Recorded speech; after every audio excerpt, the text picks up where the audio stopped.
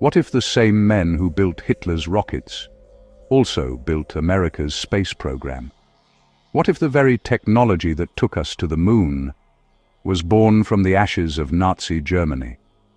It sounds unbelievable, but it's all true. This is Operation Paperclip, the secret mission that changed history, and maybe even the course of humanity itself. As World War II came to a bloody end, the world's superpowers weren't fighting for land anymore.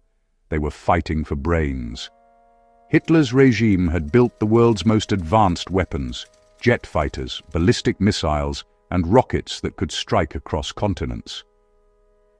But as Berlin burned, American and Soviet forces discovered something far more valuable than gold: Germany's top scientists. These men had secrets that could decide the next war before it even began.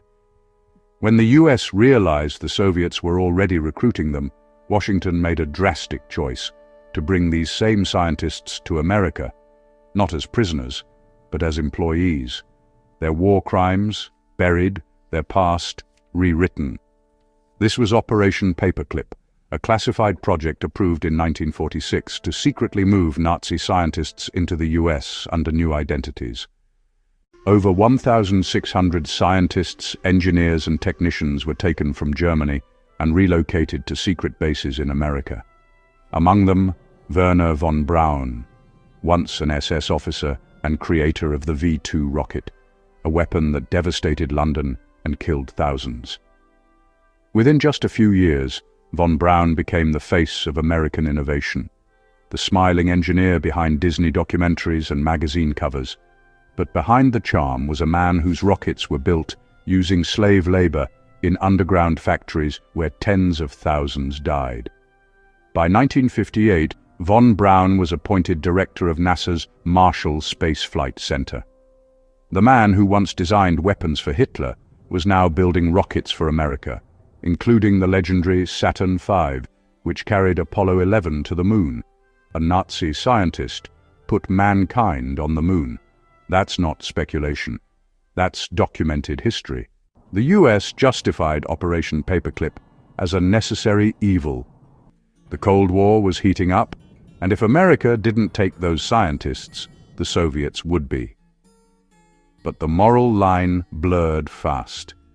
Many of these men were directly connected to experiments on human beings: gas warfare, mind control, medical atrocities.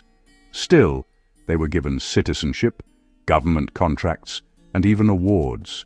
Some victims of their experiments lived long enough to see their abusers celebrated as American heroes. And the public never knew, because their files were classified for decades. But the question remains, was this about scientific advancement, or something much darker? On the surface, NASA was a symbol of hope. Exploration, discovery, the future. But behind closed doors, some of its earliest projects blurred the line between science and something stranger.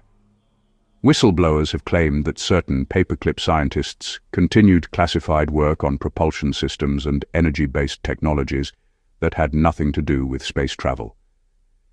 These programs, buried in military archives, evolved into what we now know as black-budget aerospace projects, technology that even presidents don't have clearance to see. And here's where the theories start to merge. Some believe Operation Paperclip wasn't just about beating the Soviets. It was about harnessing knowledge that humanity wasn't meant to have. Many Nazi scientists were involved in secret societies like the Thule Society and the Vril Society, groups obsessed with ancient gods, lost civilizations, and contact with otherworldly intelligences. They believed advanced technology could be spiritually channeled. So when NASA later adopted mythological names, Apollo, Mercury, Saturn, some saw that as a continuation of the same symbolic rituals.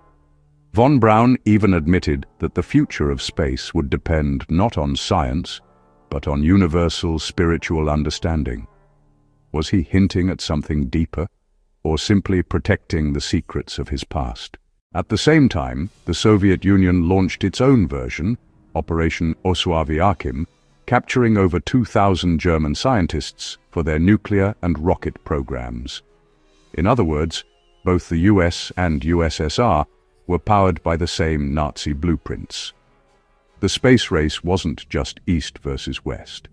It was Nazi science versus Nazi science, battling for control of the heavens.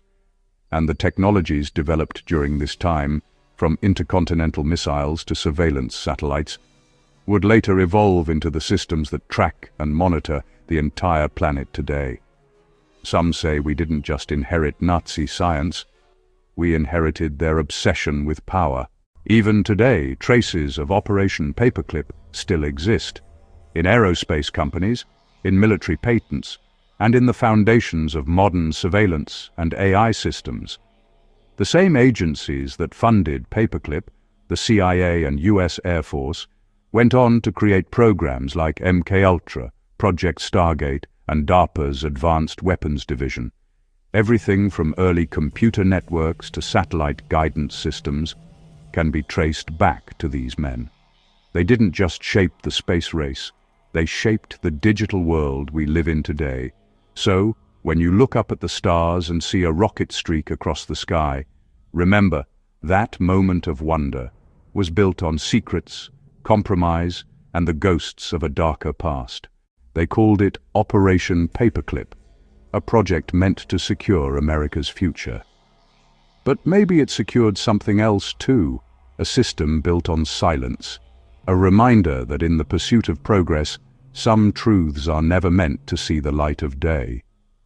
This is Uncharted Secrets, where we reveal what they'd rather you forget. Subscribe now, because history isn't always written by the winners. Sometimes it's rewritten by the ones who got away.